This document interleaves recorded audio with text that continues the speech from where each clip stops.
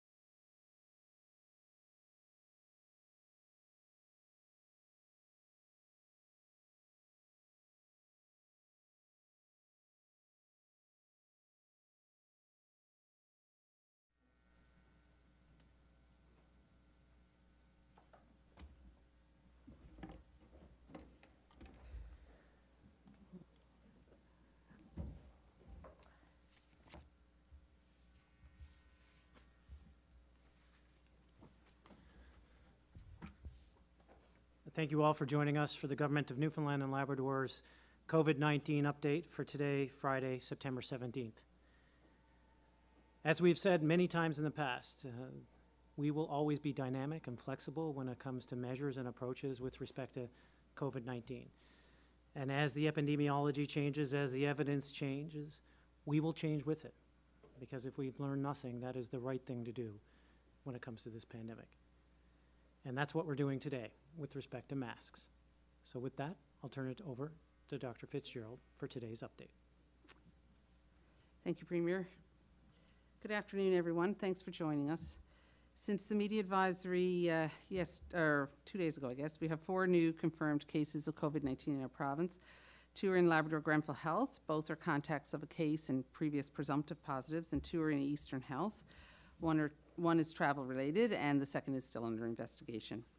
There are no new presumptive cases, and the total number of cases in our province is now 1,555. There have been 15 new recoveries, 7 in Eastern Health, 2 in Western Health, 6 in Labrador Grenfell Health, leaving 38 active cases in the province.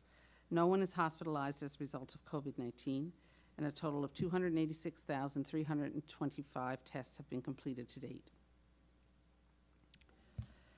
We have been closely monitoring the epidemiology outside our province, and we are seeing a substantial rise in COVID-19 cases across Canada. The Delta variant is now the dominant strain circulating in Canada and among our provincial cases.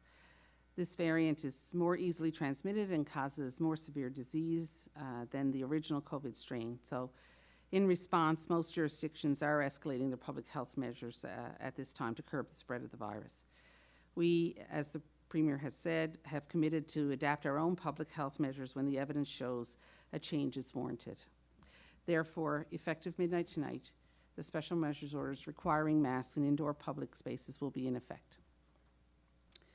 Masks will be required in the following settings: public transit, including buses, taxis, car services, and public areas of ferries, retail businesses, shopping malls, community markets, and service companies, common areas of an office building that is accessible to the public, common areas of a tourist accommodations, places where municipal or government services are offered to the public, places of worship and funeral homes, cinemas, theatre and performing arts venues, indoor entertainment venues, any rental room, community centre or other venue used to host gatherings, sports-related clubhouse, community museums, historic sites, bingo halls, fitness centres, dance and yoga studios, arenas, and other places where sports or recreational activities are practiced, restaurants and lounges, and post-secondary educational institutions, including colleges, universities, and trade schools.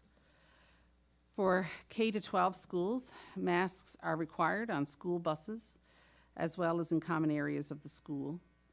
Students in grades 4 to 12 are required to wear masks at all times while in school. Staff are also required to wear masks at all times while in school. This is the same as was previously, as with our previous mask order.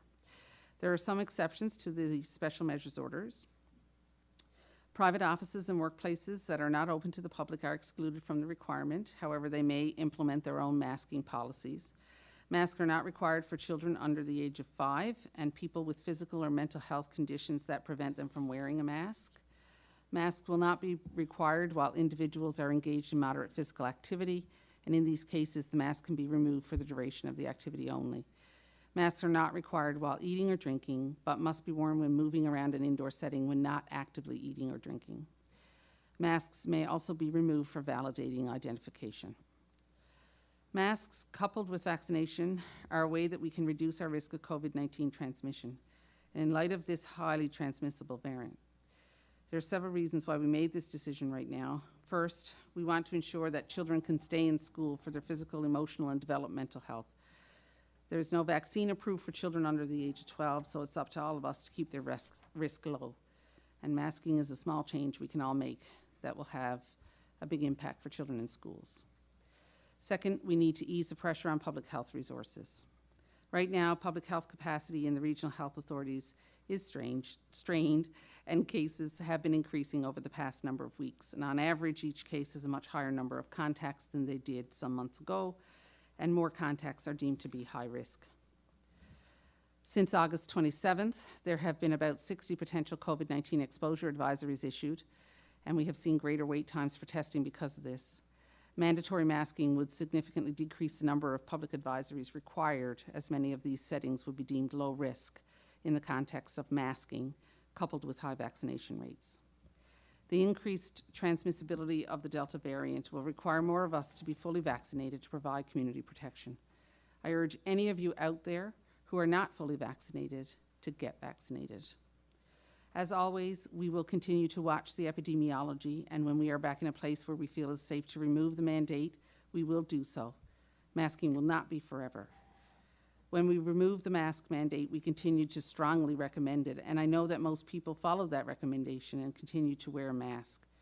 We have reached a point where we need to step up our requirements as a proactive measure. This is a small action that we can all take to give us that extra layer of protection to help keep our schools, communities, and province safer and open until we can get our vaccination rates higher. I know this is not where any of us want it to be today, but as we have proven many times before, we can face any challenge if we do it together. So thank you for joining us today, and I hope you have a safe and enjoyable weekend, and hold fast Newfoundland and Labrador. Thank you. Well, thank you, Dr. Fitzgerald. Just pick up a comment on a comment you made about vaccines.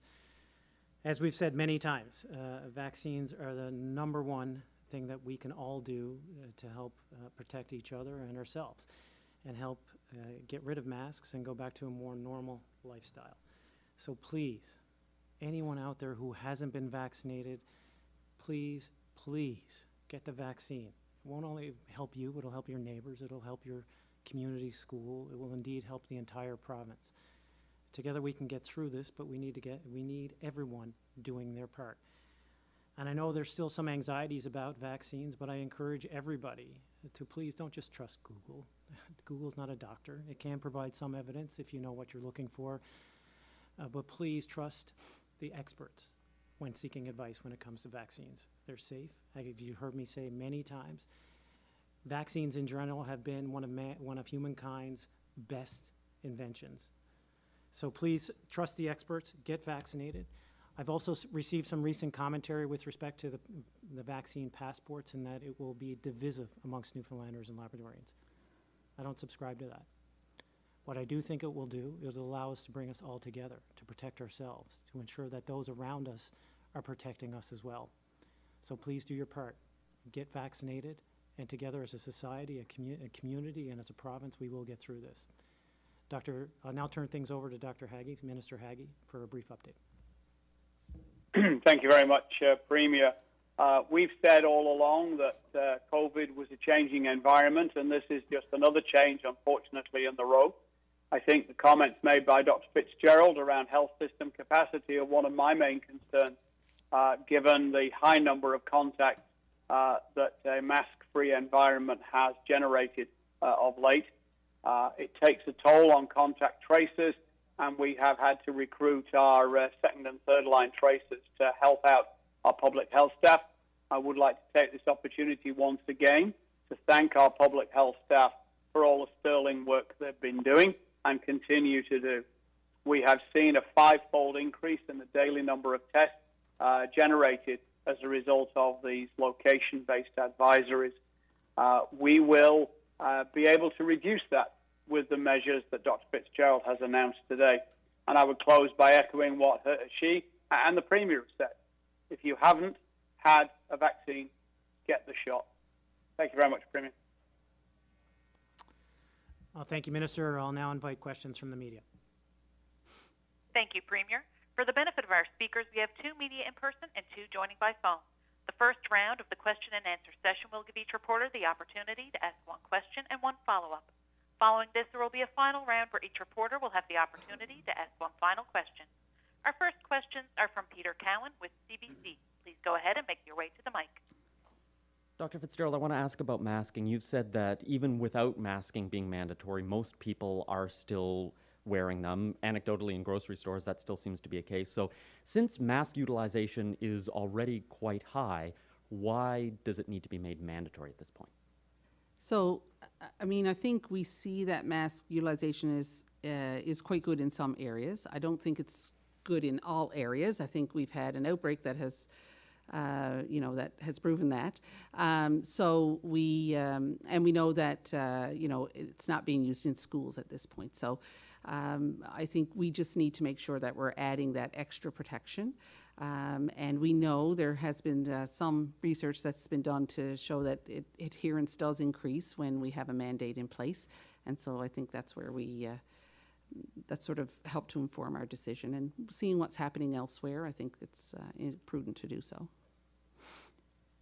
And I want to ask about vaccine passports because the position seems to keep changing. Earlier this week, it was going to be optional for businesses if they wanted to use it. Premier, you had a tweet out that now says it's going to be mandatory for some non-essential activities.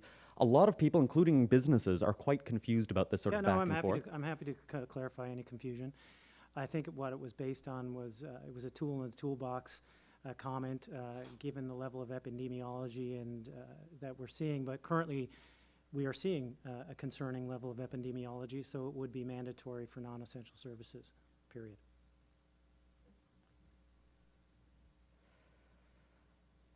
Our next questions are from Kellyanne Roberts with NTV. Please go ahead and make your way to the mic.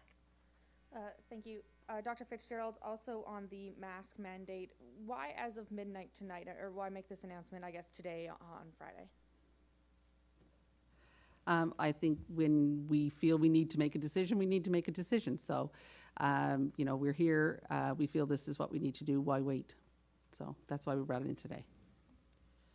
And Premier, Alberta has noted that they're looking for provinces' help in terms of whether they can take COVID-19 patients, help and provide supports other ways. We did this for Ontario earlier. Is this something the province is looking to help in terms of aid for Alberta? Yeah, absolutely. I spoke with Premier Kenney last night. He reached out, and their system is quite strapped, of course, as we've seen. And he was looking for any help we could provide. So we are currently doing an inventory of what we're able to provide in terms of human resource capabilities. And we're certainly working towards a model that would be akin to what we did for Toronto.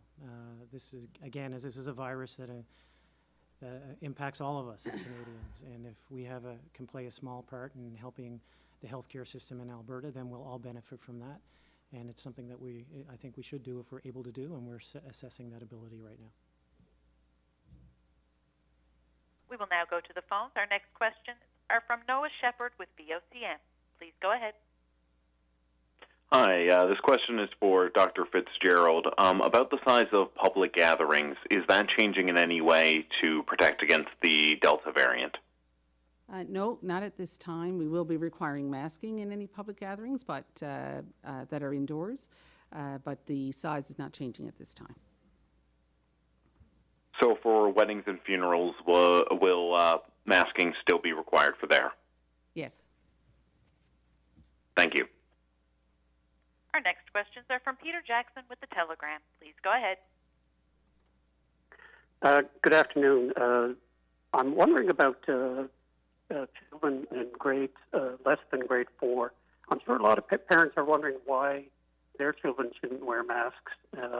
Is there a reason for that? So I think their children should wear masks if they're able to do it. The issue is that, we know there's children in the younger grades may have some difficulty with that, and putting in the force of an order, we don't want them to be not in compliance with the order because of issues that may be beyond their control or understanding. So we certainly encourage parents to have their children wear masks. We encourage mask wearing in the school as much as possible, just as we did before. But this is the same as what we had in place previously. Okay, thank you. And I'm wondering the mRNA vaccine manufacturers are now suggesting booster shots should be given within 6 months of for anyone who received their vaccines. Is this something the province is considering? Have you been following the NACI guidelines or discussion about this? So we take our advice from the National Advisory Committee on Immunization, and I know that these are all questions that they're actively investigating at this time. And when they make their recommendations, I'm sure, we will certainly be taking that into consideration and looking at how we can incorporate those guidelines into our practice here. But we'll be waiting for their advice on that. Thank you. I will now go back through each reporter to see if you have one final question. Peter Cowan with CBC, do you have a final question? I do. For Dr. Fitzgerald about vaccine passports. Back in July, you said, we're not going to require anyone to release personal health information, which a vaccine status would be to anyone. That's a person's right to decide if they want to do so. To require it would be infringing on their privacy. So has your position changed on this and vaccine passports, and if so, why? So I think we, we're in a different place than we were right then, and we had, and I'm not sure the context of what that question was asked. It's a long time ago now, but certainly we know that all steps are being taken to protect people's privacy, and that we're not actually, releasing the actual information of their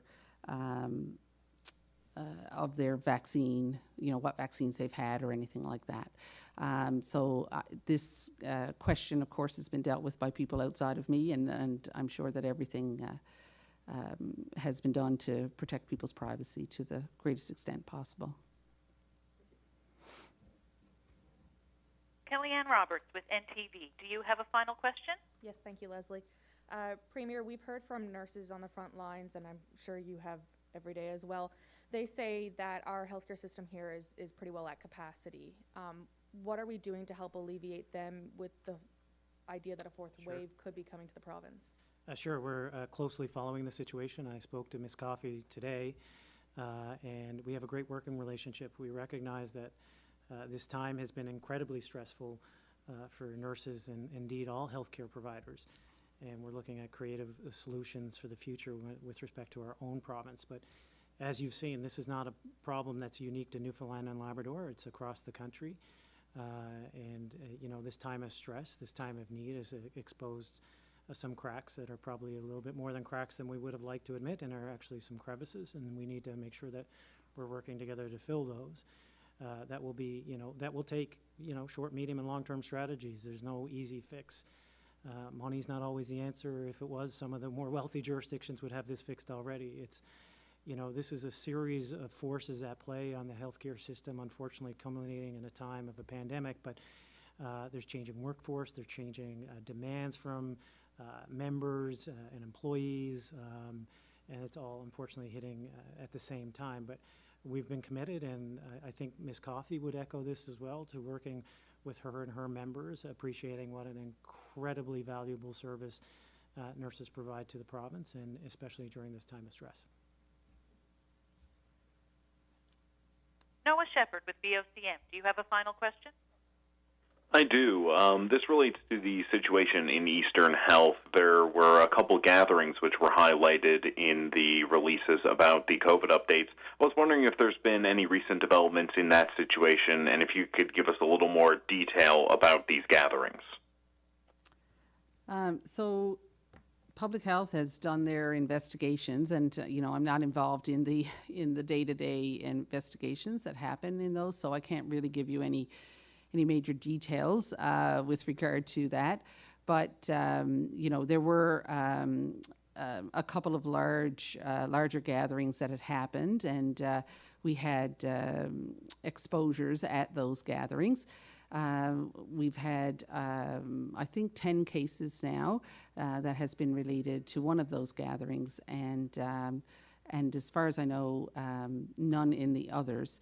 But we're still following it through. We're still within that 2-week window of the incubation period. So, and we do test people towards the end of that period. So, we'll see what the next few days bring, I guess, with that. Thank you.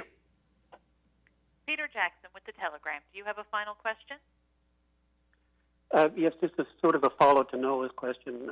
You talk about the epidemiology across the country, but I'm wondering, were there any indications here? What sorts of things about our own epidemiology led you to make this decision? So I think we have to consider two things when we're talking about epidemiology. So our epi may be good, but our risk for importation may still be high, and we see that with travel, and we've certainly seen that we've had travel introductions into our province. Some of the things that were concerning to us, number one was the fact that we've had several cases where we've not been able to find a source, so we've not been able to link it back to travel or to a contact. And those cases had started, not had started outbreaks, but had sort of started the investigation and led us to discover outbreaks in certain areas of the province. So that's another concern that we're seeing. And just seeing what's happening so close to home in the other Atlantic provinces right now certainly made us concerned that this may happen. So we're looking at not just our own epi, but epi everywhere else, and it's really difficult to consider one without the other. But those non-epi link cases certainly is a concern, and then the number of contacts that we've had in these cases, and then what we've seen in unvaccinated pockets throughout our province. And certainly now we're looking very closely at those unvaccinated pockets so that we can improve vaccination rates across the province. Thank you. Thank you, everyone. Premier, do you have any final comments for today? Yes, thank you all for joining us today. I would like to highlight, I just was on our weekly Indigenous leaders call, and there was some concern that there has been some reports of their numbers not being as high as they actually are. So I did speak with President Lamp and told him I would use this forum to clarify that they actually are doing incredibly well, as are most of our Indigenous communities. The NG in particular has upwards of 90% with one dose and over 83%, I believe. If I'm off, it's only by a variance of 0.5 or something. With 2 doses. So I think, given this forum, it's appropriate to correct some misinformation that may be out there. I want to reiterate the importance of ensuring that people get vaccinated. If you want the masks off, you have to get the shot in. And that's the best way to return to life as normal. And so please do your part to protect Newfoundland and Labrador. Thank you very much for joining. Thank you, Premier. Stay safe, everyone. Take care of yourselves and each other, and enjoy.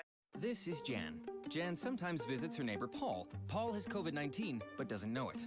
Jan also takes the bus. So does Mo, who's a frontline worker. So if Paul infected Jan, Jan could infect Mo, who could infect a lot of people. But wait, they all have the COVID Alert app. So Paul tested positive and entered a code in his app, which anonymously alerted Jan. So Jan stayed home and Mo went to work safely. Phew, close call. Help break the chain of infection. A message from the Government of Canada.